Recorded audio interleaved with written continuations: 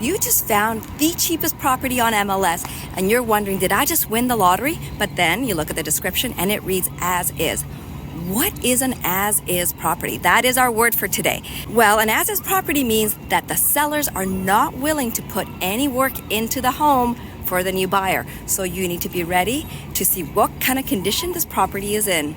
Typically, the home will be discounted, so you are getting a better price. However, the home may require a lot of work or perhaps even be a tear down. The great thing about as-is properties is that you are getting them at a great discount. Now, you do need to be careful and ensure that it's mortgageable and insurable.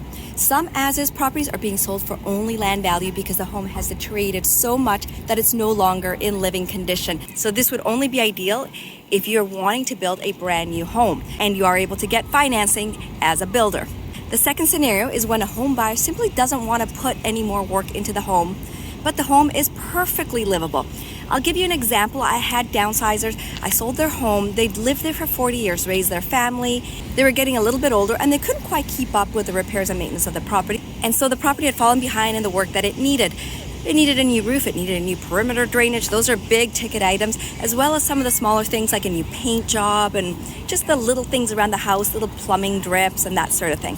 These sellers were overwhelmed by the amount of work that was required, so they decided to sell their home as is. But of course, that meant the home was being sold at a discount. If you are the kind of buyer that is handy and willing to put in the work, an as-is home could offer you a really good deal. Sometimes it can be as little as just simple cosmetic things, but the owners just don't want to deal with an inspection and all the things that will come back in the inspection, the nitpicking of repairs and maintenance, all the way to it being only land value. You need to check out what the as-is situation is, ensure that it's mortgageable, and make sure that you can get insurance for it. If you think this will be helpful for anyone you know, please forward on and watch my other videos for more bite-sized content.